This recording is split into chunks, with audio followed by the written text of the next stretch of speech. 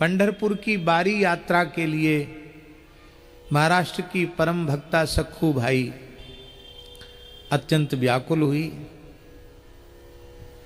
और पंढरपुर के पैदल यात्रियों के साथ वह चल पड़ी। ससुराल वालों को पता चला तो उसको पकड़ लिया गया, बड़ी पिटाई हुई और उसको खंभे से बांध दिया गया।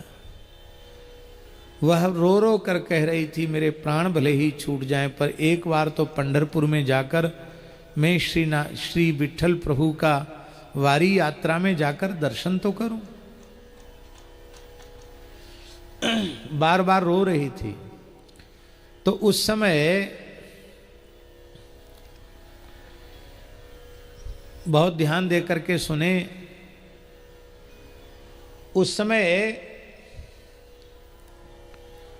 स्वयं श्री पंढरीनाथ जी ही स्त्री बनकर के आ गए और सखूबाई के स्थल पर बन गए। स्त्री बन के क्या गए, सखूबाई बन के आ गए। बिल्कुल वैसी ही साड़ी, वैसा ही स्वरूप, नाक नक्सिक तक वही स्वरूप। घर वाले पहचान न सके कि ये मेरी बहू है कि कोई दूसरी है, और उसे मुक्त कर दिया। और वो पंढरपुर में जाकर पंढरीनाथ जी का दर्शन करके ऐसी प्रेम विह्वल हुई कि उसने पंढरीनाथ जी के चरणों में अपने प्राणों का ही विसर्जन कर दिया, अपने प्राणों की भेंट चढ़ा दी। और गांव के लोग थे, क्षेत्र के लोग थे, उन्होंने चंद्रभागा के तट पर संस्कार भी कर दिया। अब सोचो। और इधर ठाकुर जी ही सखूबाई बन करके खंबे से बंधे हुए हैं। अरे लोगों ने कहा 2 दिन 3 दिन हो गए, मर जाएगी भूखी प्यासी, खोलो खोलो खोलो। खोल दिया। सब काम करने लगे, चौका बर्तन कपड़ा लत्ता धोना, रसोई बनाना, सास ससुर की सेवा करना, उस दुर्विनीत दुष्ट पति के भी चरण दबाना। अब देखो ये सब विमुख जीव क्या अधिकारी हैं भगवान के संस्पर्श के। और जब श्री ठाकुर जी ही घर में टहल करने लगे तो घर का तो पूरा वातावरण ही बदल गया। सब परम साधु स्वभाव के हो गए, सबका लाड़ प्यार एकदम उड़ेल दिया गया बहू के ऊपर। सब बहू बहू, दिन रात बहू ही सबके तन मन प्राण में बस गई। सब सखूबाई को बहुत प्यार करने लगे। और इधर पंढरीनाथ जी के बिना रुक्मिणी जी का मन नहीं लगा। बोले ये तो गए सो गए, कहाँ गए भैया हैं? ये तो सखूबाई बने हुए सेवा कर रहे हैं।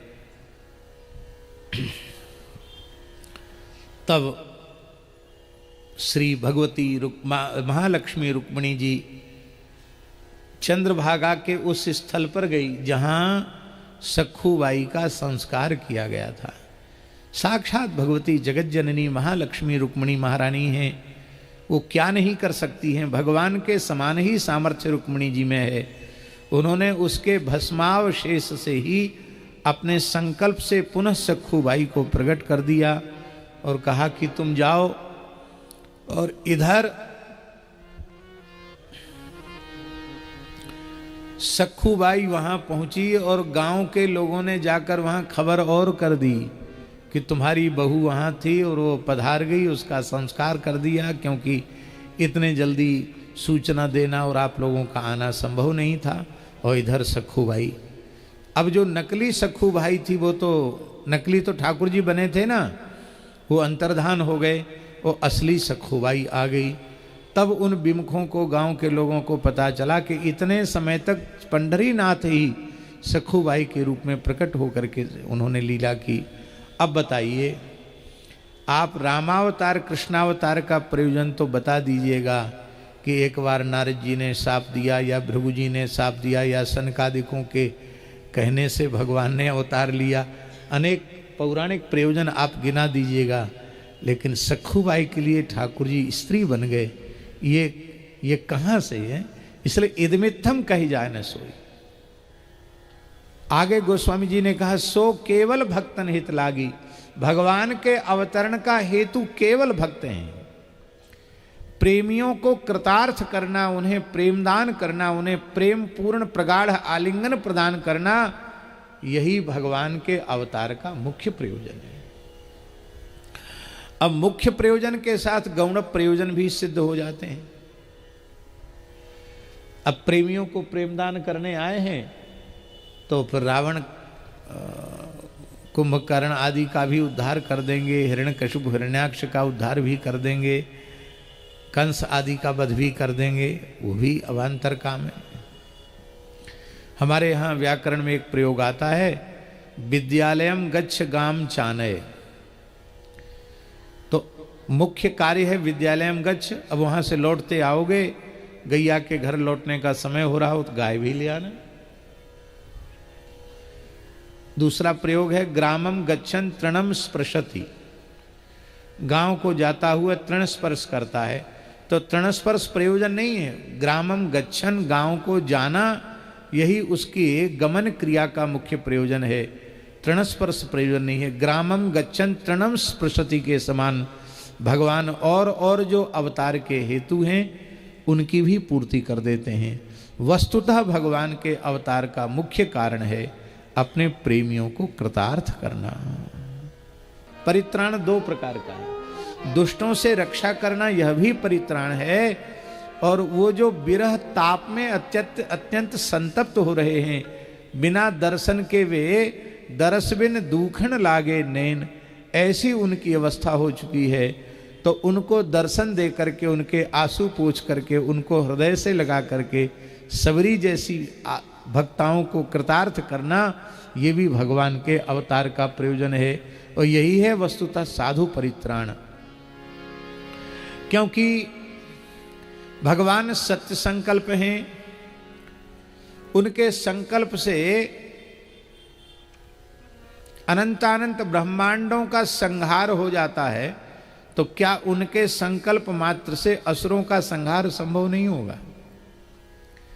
श्रीमद् वाल्मीकि रामायण में भगवान ने जब विभीषण को शरण में लिया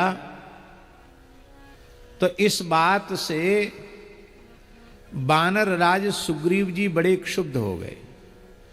उनके मन में आया कि मैं बानर राज हूं और मेरे मंत्रियों से मुझसे सलाह ली गई, फिर हमारी एक भी बात मानी नहीं गई, किया अपने मन का गया। तो जब अपने मन का ही इन्हें करना था तो हमसे पूछने की क्या आवश्यकता थी? हम विरोध कर रहे होते कि नहीं तो बात अलग थी। हमसे पूछा भी और हमारी बात मानी भी नहीं। यह तो सबके बीच में मेरा घोर अपमान हुआ, तिरस्कार हुआ, और अभी तो युद्ध हुआ ही नहीं। अरे युद्ध की बात तो जाने दीजिए, अभी सबसे पहली समस्या है कि इतनी बड़ी बानरी सेना लेकर समुद्र पार करके लंका कैसे पहुंचा जाए, ये बहुत बड़ी समस्या है। इस समस्या का भी समाधान नहीं हुआ। और शत्रु के भाई विभीषण को इन्होंने शरण में लेने की आज्ञा कर दी। तो ऐसे मनमाने राजधर्म के, राजनीति के, युद्ध नीति के विरुद्ध निर्णय यदि प्रभु लेंगे तो कैसे त्रिलोक विजयी रावण से युद्ध होगा? हम बानर भालू अपने व्यर्थ में प्राण क्यों दें? जब इनको मनमाना करना तो अपने ढंग से कर लें। ये बात उनके मन में आई। प्रभु तो सर्वांतर्यामी है, भगवान समझ गए। भगवान ने कहा, सुग्रीव कान खोलकर सुन लो, रावण वध के लिए, असुरों पर विजय प्राप्त करने के लिए हमें किसी सहयोगी की आवश्यकता नहीं है। तुम्हारी सेना की आवश्यकता नहीं, लक्ष्मण जी की भी आवश्यकता नहीं है। मानसी में तो कहा, जगमहु सखा निशाचर जेते, लक्ष्मण हनहि निमिष महु तेते। लेकिन वाल्मीकि में प्रभु कह रहे हैं, मुझे किसी की आवश्यकता नहीं। चलो लक्ष्मण जी की भी ना होगी तो धनुष्वाण की तो होगी। आपका अमोघ धनुर्वाण है, शार्ंग धनुष है, दिव्य आपके अमोघ वाण हैं, आप उनसे ही सब कुछ कर देंगे। भगवान बोले, हमको चक्र की, गदा की, बाण की, धनुष की भी आवश्यकता नहीं है।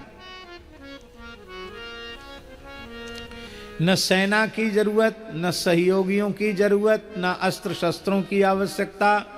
तब क्या करेंगे, कैसे करेंगे? तो भगवान का श्रीमुख का वचन है, अंगुल्यग्रेण तान हनमि इच्छन हरि गणेश्वर। इच्छन, मैं बोलूंगा नहीं, कुछ करूंगा नहीं, केवल अपनी अंगुली ऐसे उठाऊं और संकल्प करूं कि त्रिभुवन के जितने राक्षस हैं निमिषार्ध में समाप्त हो जाए, तो सब समाप्त हो जाएंगे।